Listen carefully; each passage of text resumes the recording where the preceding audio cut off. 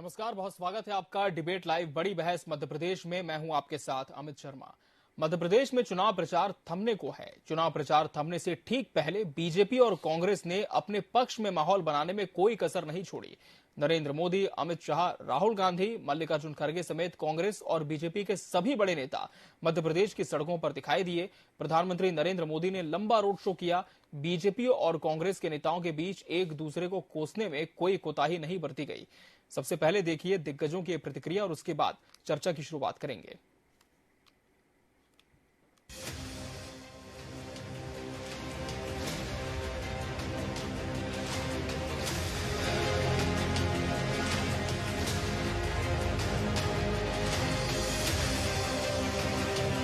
चुनाव प्रचार थमने से एक दिन पहले बीजेपी और कांग्रेस के नेता मध्य प्रदेश की सड़कों पर जनसंपर्क और सभाएं करते हुए नजर आए। प्रधानमंत्री नरेंद्र मोदी ने मंगलवार को झाबुआ की चुनावी सभा में गांधी परिवार को घेरा। उन्होंने कहा, कांग्रेस के नेता गरीबों की झोपड़ी में जाकर फोटो खिंचवाते थे, उनकी गरीबी और बेहाली दिखाते थे। एक बार उनकी तस्वीर चमक गई तो गरीबी को भूल जाते थे। ये ड्रामा नाना, दादी, पिता सभी ने किया। कांग्रेस बहुत बड़ी हार की तरफ बढ़ रही है। पहले कहा, इस चुनाव में ये मेरी आखिरी जनसभा है।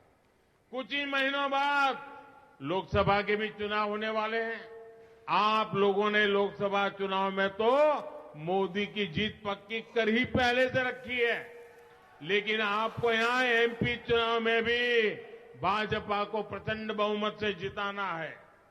आपका सपना ही मोदी का संकल्प है। सबके सपने तभी साकार होंगे जब भारत माता विकसित होगी।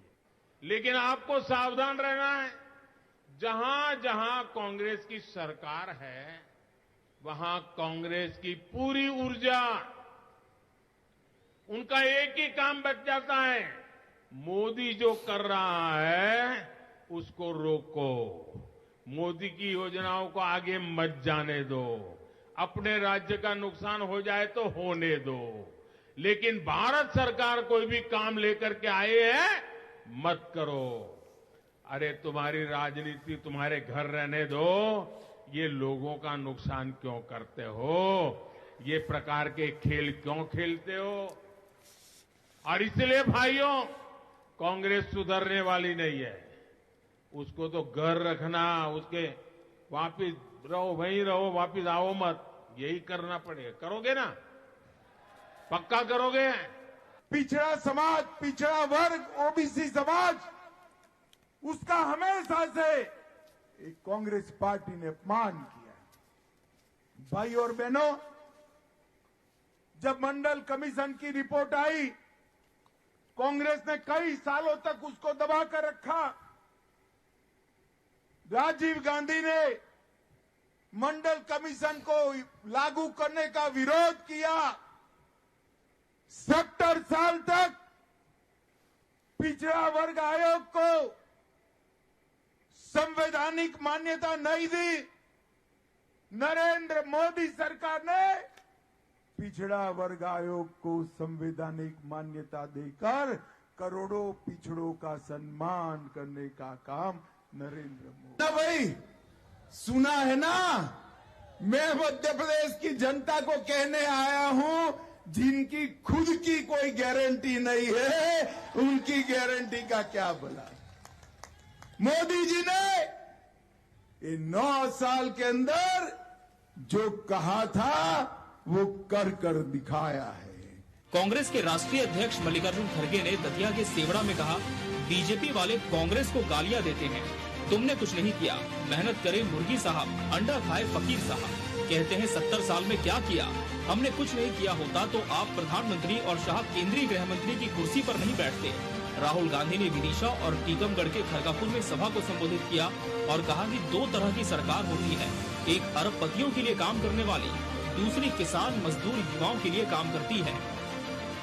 कांग्रेस के बारे में सबसे ज्यादा गालियां देते हैं बीजेपी वाले। मुझे समझ में ही नहीं आता बीजेपी वाले गालियां क्यों देते। अरे भाई, आपको मालूम होता आजादी की कीमत क्या है अगर आपके घर में कोई आजादी के लिए लड़कर मरता तब तुमको मालूम होता था आजादी की कीमत क्या है। तो अंतिम जोर अब थम जाएगा चुनावी शोर। आज इसी विषय पर हम चर्चा करेंगे और इसके लिए हमारे साथ खास मेहमानों का पैनल भी जुड़ चुका है। हमारे साथ बीजेपी प्रवक्ता ब्रजेश पांडे जी जुड़े हैं। ब्रजेश जी, आपका बहुत बहुत स्वागत है। कांग्रेस से अभिषेक बिलगैया जी पार्टी का पक्ष रखेंगे। अभिषेक जी, आपका भी बहुत बहुत स्वागत है। वरिष्ठ पत्रकार योगेश योगीराज जी हमारे साथ मौजूद है चर्चा में। योगेश जी, आपका भी बहुत बहुत स्वागत है। चर्चा की शुरुआत अभिषेक जी आपसे ही करते हैं, क्योंकि प्रधानमंत्री नरेंद्र मोदी और अमित शाह ने काफी गंभीर आरोप कांग्रेस पर लगाए। साफ तौर पर कहना है कि केंद्र से जब भी कोई काम आता है राज्य में होने के लिए, लगातार उसमें रोड़े डाले जाते हैं, बाधा उत्पन्न की जाती है। आप सियासत करें, बिल्कुल मंजूर है, लेकिन जनता के काम बहुत प्रभावित हुए हैं। क्या इससे इत्तेफाक रखते हैं आप? जी,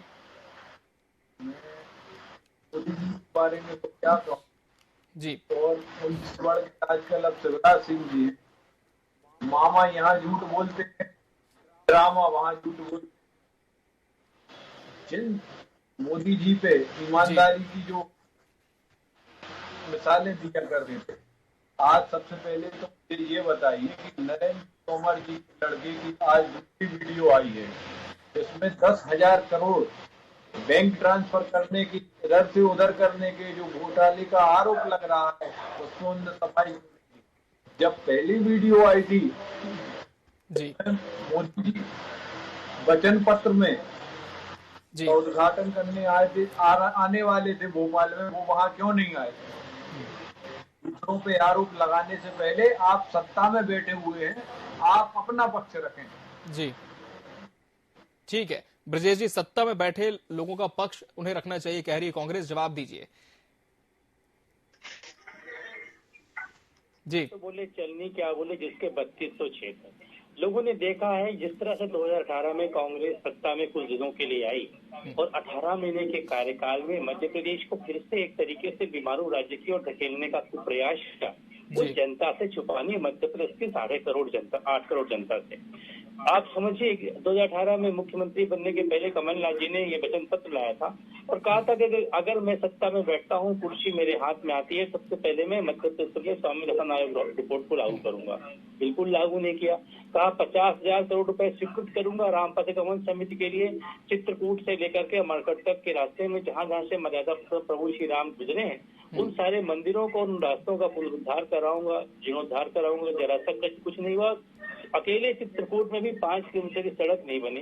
भगवान श्री राम के कामतानाथ जी के मंदिर की बात हो या जहां पर प्रियंका गांधी जी गई थी, उन्होंने देखा है कांग्रेस की स्टालवर नेता ने कि किस तरह से भारतीय जनता पार्टी जिस बात को उठा रही है, बार बार कह रही है, कांग्रेस ने अपने 18 महीने के अंदर संपूर्ण मध्य प्रदेश को फिर से मरु राज्य लाने की ओर प्रयास किया। उन्होंने कहा था गेहूं में, धान में, कपास में, अरहर में, तुअर में, सरसों में, सोयाबीन में, लहसुन में, प्याज में, टमाटर में, गन्ने में बोनस देंगे। क्या हुआ भैया? कमलनाथ जी जितनी बातें किए थे, यहाँ तक कि चाहे कोऑपरेटिव सेक्टर की बात हो अमित जी, चाहे इरिगेशन की बात हो, पीडब्ल्यूडी की बात हो, पीएचसी की बात हो, हर सेक्टर में इनकी सरकार 18 महीने में बेजवर साबित हुई। और यहाँ तक कि मध्य प्रदेश के अंदर सचिवालय, मुख्यमंत्री का सचिवालय, सोचिए वो किसका अड्डा बन गया था, वो हमारे मुख्यमंत्री जी बता चुके हैं। तो मैं समझता हूँ कि कांग्रेस को हमेशा इस बात का ध्यान रखना चाहिए कि जनता हर चीज का निर्णय करती है। और कल के बाद जिस तरह से आपने अभी अपनी रिपोर्ट में दिखाया, शानदार रिपोर्ट में, कल के शाम के 6 बजे के 5 बजे के बाद जो है वो चुनाव प्रचार थम जाएगा। अब जनता को निर्णय करने दीजिए। और कांग्रेस के प्रवक्ता से मैं कहूंगा बारम्बार कि जनता को निर्णय करने दे। जनता ने मैंडेट तैयार कर लिया, वो फिर से इस बार मध्य प्रदेश में भाजपा की सरकार लेके आ रही। ठीक है, वरिष्ठ पत्रकार योगेश जी का रुख कर लेंगे। योगेश जी, अब चूंकि मध्य प्रदेश में जो चुनावी प्रचार है वो अपने अंतिम चरण में पहुंच चुका है, दोनों ही राजनीतिक दल पुरजोर कोशिश कर रहे हैं जनता के बीच पहुंचने की, बड़ी सभाएं हो रही हैं, स्टार प्रचारकों का लगातार मध्य प्रदेश आना जारी है, कल के बाद ये थम भी जाएगा। क्या देख पा रहे हैं आप, किस तरह के समीकरण इस बार आपको नजर आ रहे हैं? इस बार का चुनाव बड़ा टफ चुनाव है जी, और मुझे ऐसा लगता है कि अभी तक जो चुनाव हुए उसमें सबसे नेक फाइट वाला चुनाव है जी। और चूंकि उसकी एक ये भी है जी कि ये पहला पंचवर्षीय कार्यकाल ऐसा है कि इसमें 5 साल में जनता ने दोनों सरकारों को देख लिया। जी। 18 महीने की सरकार कमलनाथ जी की भी देगी, 3 साल की सरकार बीजेपी की भी देगी जी। इसलिए बहुत जल्दी दोनों के कामकाज लोगों के सामने आ गए और इसलिए जो मुकाबला कांटे का बना हुआ है ये बहुत बड़ी वजह है उसमें जी। और दूसरी जो महत्वपूर्ण बात, क्योंकि पूरी की पूरी दोनों राजनीतिक दल जी। इश्यू बेस्ड तो चुनाव पीछे हट गए, लेकिन ये जो मोर्ची जो घोषणाएं हुई जी उसमें एक दूसरे की जो प्रतिस्पर्धा लगी हुई है, जनता इस समय गदगद है, जनता आनंदित है क्योंकि उसको पता है कि एक पार्टी तो दे ही रही है तो दूसरी पार्टी उसमें देने का वादा कर रही है, दोनों इक्वल स्थिति में है जी। और ये बहुत आसान नहीं इतना एकदम से कहना कि कितने किसके पक्ष में कैसे किस पार्टी के पक्ष में हवा चलेगी या किस पार्टी को बढ़त मिलेगी जी। और ज्यादा से ज्यादा हुआ मेरे आकलन के मुताबिक 2-5-10 सीटों का इधर उधर हेर फेर होगा जी। और इतना करीबी मुकाबला इसको देखने को नहीं मिला, तो मैं मानता हूँ कि ये बहुत फाइट वाला चुनाव है जी। बहुत दिलचस्प चुनाव है और मेरे ख्याल से कुछ दिन बाद सामने आ ही जाएगा। बिल्कुल अभिषेक जी, आप तो लगातार विपक्ष में हैं और जनता के मुद्दे उठाते भी रहे हैं। 2018 में जो मैंडेट जनता ने दिया था, लगातार कांग्रेस का कहना है वो एक पुरानी पृष्ठभूमि, उसकी गहराई में हम नहीं जाएंगे, लेकिन उसके बाद जब चुनाव हुए जनता का मैंडेट फिर सामने आया। क्या लगता है कि इन 5 सालों में मध्य प्रदेश की जनता की नब्ज आप समझ पाए हैं? बिल्कुल, जनता ने कांग्रेस का भरपूर साथ दिया था जी। 2018 में भी और 2023 में जनता इस बार रिकॉर्डेड मतों से कांग्रेस को विजय बनाएगी। मैं मानता हूं लगभग 140 से 150 सीटें कांग्रेस की आएंगी। रहा सवाल बीजेपी का, तो मैं उनसे एक बात कहना चाहता हूं, हमारे ब्रजेश पांडे जी से जी। आप पहले विपक्ष पे उंगली उठाने से बाद में उठाएं, सबसे पहले आप ये बताएं कि आपके ऊपर जो आरोप लगे हैं उनका आप खंडन करेंगे, उनमें सफाई उनमें कब देंगे? आपके बड़े बड़े नेताओं पर, उनके बच्चों पर कई गंभीर आरोप लग रहे हैं, उनका आप जवाब कब देंगे? दूसरा मैं ये कहना चाहता हूँ कि आपकी जो नारी सम्मान योजना है, जो आपने 1-2 महीने महिलाओं के खाते में, लाडली बहना योजना में जो पैसे डाले हैं महिलाओं के खाते में, आपके बीजेपी के संकल्प पत्र में उसका जिक्र क्यों नहीं है? या ये क्या जनता से, महिलाओं से छलावा है? क्या आप झूठ बोलते हैं? ये मोदी जी और शिवराज सिंह जी की नीति है कि बोलते कुछ हैं करते कुछ हैं जी। आपके संपर्क जो संकल्प पत्र है उसमें कहीं से कहीं तक नारी जी लाडली बहना योजना का जिक्र नहीं है। दूसरा ये है कि आज आप दम भरते हैं कि हम सरकार बना रहे हैं, आपका मुख्यमंत्री का चेहरा कौन है? आपके बड़े बड़े नेता आते हैं, उनकी सभाओं में 500 और 1000 लोग रहते हैं, कई सभाएं तो आज के दिन भी मैं मानता हूं कि शायद योगी जी की सभा कहीं पे नष्ट हुई है, इसलिए नष्ट हुई है कि वहां पे भीड़ नहीं थी।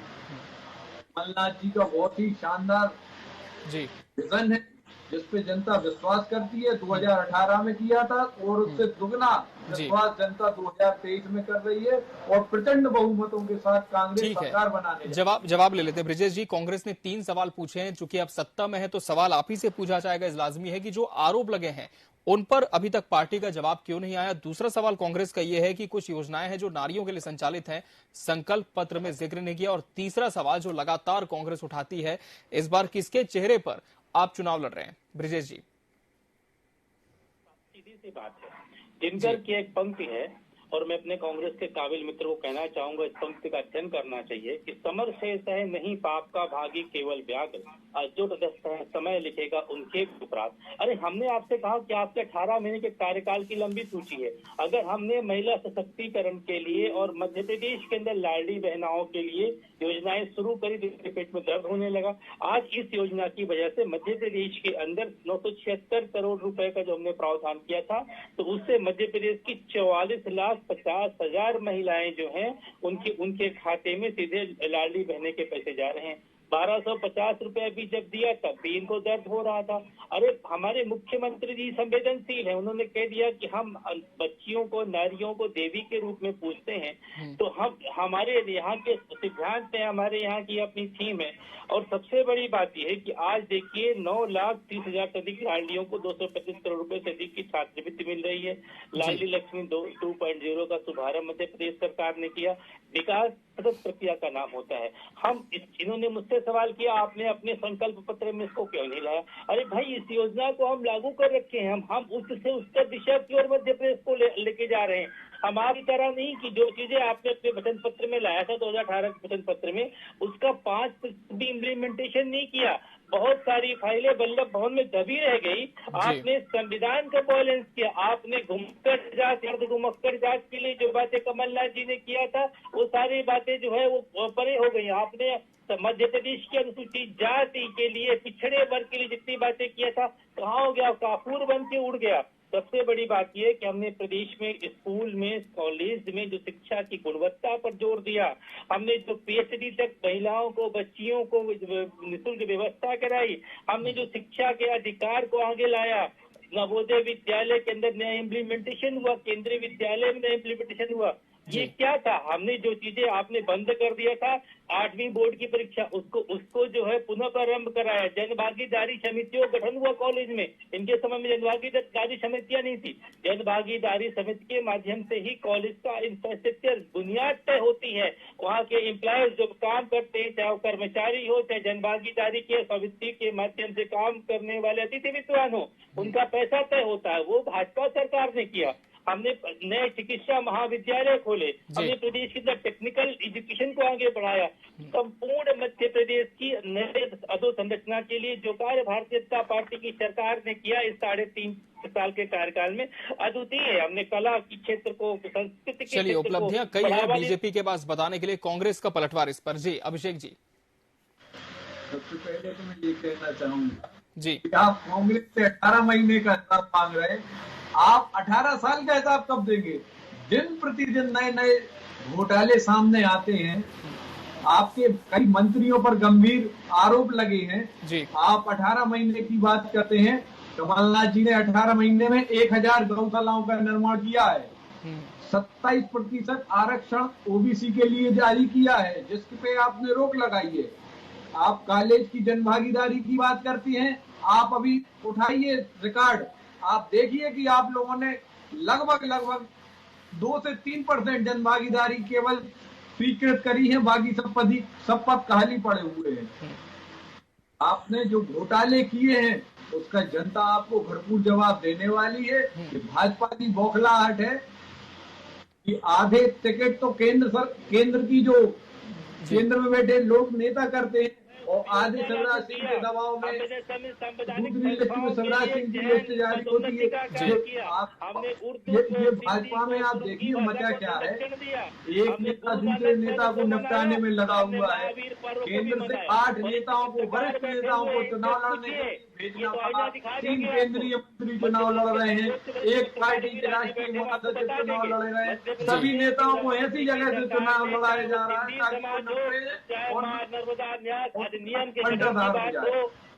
चलिए ठीक है, कार्यक्रम के अंतिम चरण में पहुंच चुके हैं। योगेश जी का रुख कर लेंगे। योगेश जी, निष्पक्ष तौर पर यदि पूछा जाए, क्योंकि आप ही निष्पक्ष जवाब दे सकते हैं फिलहाल इस डिबेट में, क्योंकि दोनों ही पार्टियों के अपने अपने दावे हैं, क्या लगता है मध्य प्रदेश की तस्वीर कितनी बदली है इतने सालों में, और इस बार जब मतदाता अपने मताधिकार का प्रयोग करेगा तब सबसे ज्यादा कौन सा विषय उसके मन में होगा? आपकी आवाज क्लियर नहीं है भाई। जी योगेश जी, आप सुन पा रहे हैं मुझे?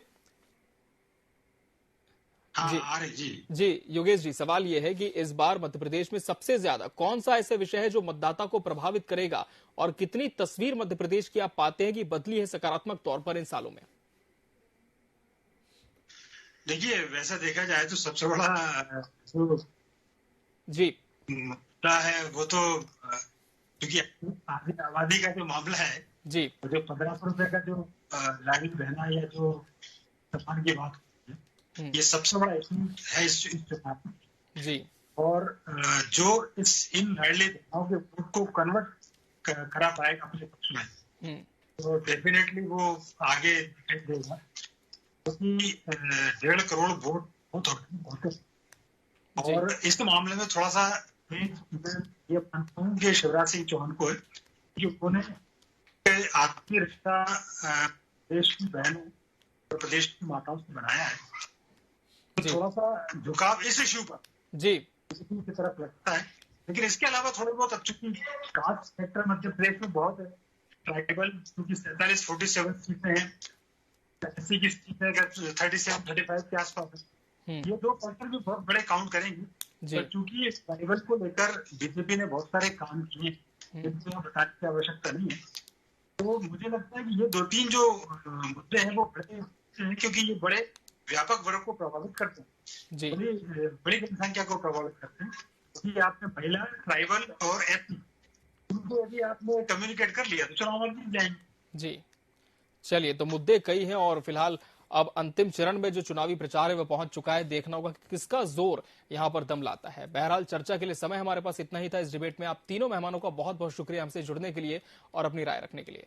इसी के साथ हमारी इस खास पेशकश में आज के लिए फिलहाल इतना ही। मुझे दीजिए इजाजत। नमस्कार।